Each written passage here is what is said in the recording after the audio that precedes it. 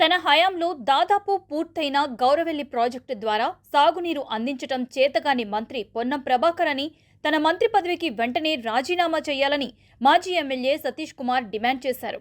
సిద్దిపేట జిల్లా Husnabad BRS party కార్యాలయంలో party శ్రేణులతో కలిసి మాజీ ఎమ్మెల్యే సతీష్ కుమార్ రైతు దీక్షలో పాల్గొన్నారు.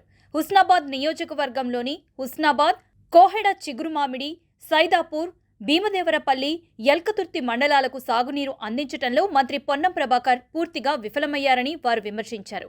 కాంగ్రెస్ పార్టీ గెలిచి రాష్ట్రంలో కరువు తీసుకువచ్చిందని అన్నారు. ఎండిపోయిన పంటలకు ఎకరానికి 25,000 రూపాయల నష్టపరిహారం ఇవ్వాలని, పండించిన ప్రతి పంటకు క్వింటాల్కు 500 రూపాయల బోనస్ ఇవ్వాలని రాష్ట్ర ప్రభుత్వాన్ని డిమాండ్ చేశారు. పంట నష్టపోయి ఆత్మహత్య చేసుకున్న రైతు కుటుంబాలకు 25 లక్షల రూపాయల పరిహారం ఇవ్వాలని, శాసనసభ ఎన్నికలకు ముందు ఇచ్చిన హామీ మేరకు రైతులకు 2 లక్షల రూపాయల రుణమాఫీ వెంటనే అమలు చేయాలన్నారు.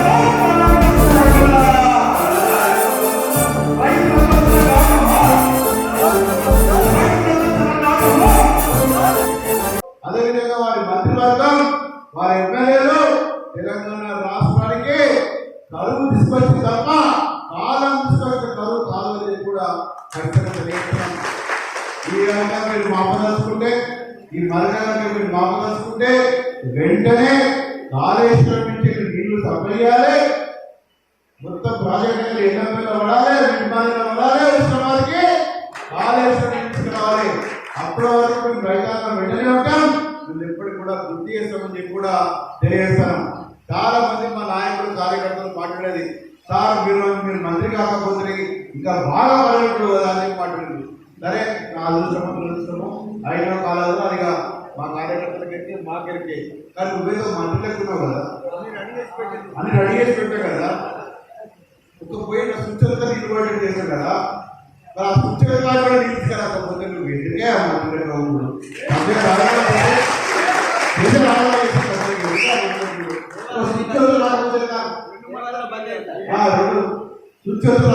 పోనీ దాటకెళ్ళి కనీసం 2 మండలాలు నీళ్ళేవంటే 2 మండలాలు నీళ్ళేకపోతే, రెండో విషయాలు దేవాలయం ఇస్తారు. ఆ దేవాలయం కూడా మంచి బ్రహ్మాండంగా 3 టీఎంసీ ఇన్వెస్ట్మెంట్ చేస్తున్నాం ఏర్పాటు. 2 టీఎంసీ రెగ్యులర్ రావాలి. దాటకెళ్ళి నాలుగు కాలం ఇట్లా ఓపెన్ చేయగానే బురబుర మొత్తం భీమదేవరపల్లి మండలానికి సగం వరకు, ఎరగదుర్తి మండలం 17 గ్రామాలకు నీళ్ళు రావాలి. అవి రావాలి. నేను వాస్తవం చెప్తారా, ఒకప్పుడు ఎరగదుర్తి మండలంలో కూడా తెలంగాణ రాష్ట్రం రాకముందు, నార్త్ కెనాల్ ఓపెన్ చేయకముందు అవతలి కాకతీయ కెనాల్ ద్వారా నీళ్లు వచ్చేది. కాబట్టి ఇంటికి కూడా రైతాంగం అందరూ కూడా పోయి అక్కడ వ్యవసాయం పని చేసేది అక్కడ ఊరికి. ఈ తెలంగాణ రాష్ట్రం వచ్చిన తర్వాత ఎప్పుడైతే మనం దేవాలయాన్ని మొదలుపెట్టినామో ఇక్కడ వాళ్ళు అక్కడ వాళ్ళు బయటికి వెళ్ళి మనము రైతులను తీసుకొచ్చి మన రైతులను తీసుకొచ్చి పనిచేసిన పరిస్థితి ఏర్పడాలని మీకు తెలియజేస్తున్నాను.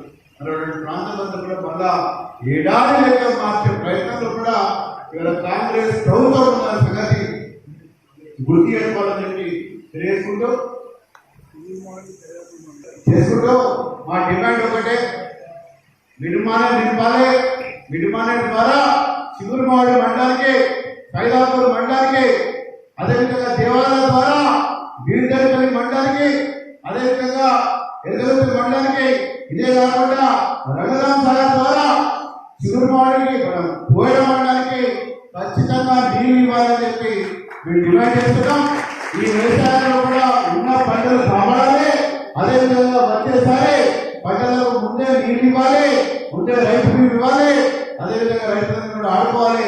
ఇదే కాకుండా ఇంకో చాలా ముఖ్యమైనది, నవంబర్లో కూడా డిసెంబర్లో కూడా మేము ప్రభుత్వానికి రాగానే 500 రూపాయల ఏమిస్తున్నారు, బోగసా బోనసా, మరి ఏమిచ్చిండ్రు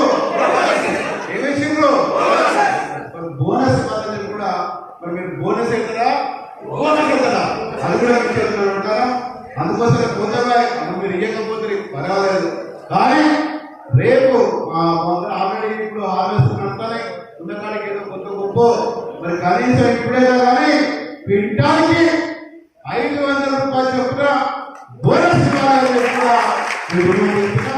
ఇదే కాదు, మీ యొక్క తెలివి లేని తలంతో రైతుల పక్షాన లేని తలంతో కాళేశ్వరం ద్వారా నీళ్లు లేపే బాధ్యత లేని పక్కన ఇవాళ రైతాంగంలో దాదాపు 219 కన్నా ఎక్కువ మంది చనిపోయారు. వాళ్ళ కుటుంబాలు చాలా కష్టం ఉన్నది. వాళ్ళందరూ కూడా ఖచ్చితంగా 25 లక్షల రూపాయల ఎక్స్ప్రెస్ చేయాలని డిమాండ్ చేస్తున్నాం. ఇదే కాదు, ఎండిన పంటల కోసం బోర్లు కొడతారు, ట్యాంకర్ రోడ్డు నీళ్ళు పోసుకుంటారు, చాలా అవసరం పడతారు. ప్రతి ఒక్క ఎకరానికి 25,000 రూపాయల చొప్పున కూడా మీరు కట్టాలని కూడా మా బీఆర్ఎస్ పక్షాన మేము డిమాండ్ చేస్తున్నామని చెప్పి తెలియజేస్తున్నాం. 4 డిమాండ్లు మొదలుపెట్టాం.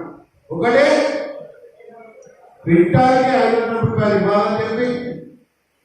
2, 15,000 రూపాయలు రైతు బంధు ఇవ్వాలని చెప్పి. 3, ఎండిపోయిన పంటలకు ఎకరానికి 25,000 రూపాయలు ఇవ్వాలని చెప్పి. 4, చనిపోయిన కుటుంబాలకు ప్రతి ఒక్క కుటుంబానికి 25 లక్షల రూపాయలు ఇవ్వాలని చెప్పి కూడా మేము డిమాండ్ చేస్తున్నాం. ఇవన్నీ కూడా మీరు చేయాలి. మరి మీరు చేస్తేనే మేము మిమ్మల్ని ఊళ్ళకు రాణిస్తాము. లేకపోతే రుణమాఫీ చెప్పాం, 2 లక్షల రూపాయల రుణమాఫీ కూడా ఖచ్చితంగా మీరు అమలు చేయాలి. ఎన్నికల గురించి కాదు మాట్లాడదు. మేము ఎన్నికలలో కూడా ఓడకం గెలుస్తాం, ఏమేస్తూ ప్రజలు నిర్వహిస్తారు, అదంతా బాగా చూసుకుంటారు, చెప్తుంటారు, మన చేతి ఉండదు. కానీ రైతులు బాధపడిన తర్వాత, రైతులు ఇబ్బంది పడిన తర్వాత మరి ప్రభుత్వం మనం మొదటికే చెప్తున్నాం, ఎత్తేసిన వ్యవసాయం మంచిగా ఉండదు, రైతు వేసిన రాజ్యం మంచిగా ఉండదని చెప్పి తెలియజేస్తున్నాం. మీ ఖచ్చితంగా మీరు హెచ్చరిక అనుకోండి, మీకు చెప్తున్నా అనుకోండి, మీకు ఇన్ఫర్మేషన్ ఇస్తున్నా అనుకోండి, ఏదైతున్నా కానీ మిమ్మల్ని ఒక మంచి పద్ధతిలో నడటానికే ఈ యొక్క దీక్ష చేస్తున్న కూడా గమనించాలని చెప్పి తెలియజేసుకుంటూ, దయచేసి ఇక్కడున్న మంత్రి గారికి విన్నపం చేస్తున్నా, మార్నింగ్ వాక్తో పాటు ప్రజలకు ఏం కావాలో అది కూడా చేయండి. మీ వాక్ బాగుంటుంది, మీ మనసు కూడా బాగుంటుంది. లేకపోతే వాకే బాగుంటుంది, మనసు బాగుంటుంది, ప్రశ్నించే కాలం కూడా రాబోతుందని చెప్పి మీకు తెలియజేసుకుంటూ, జై తెలంగాణ.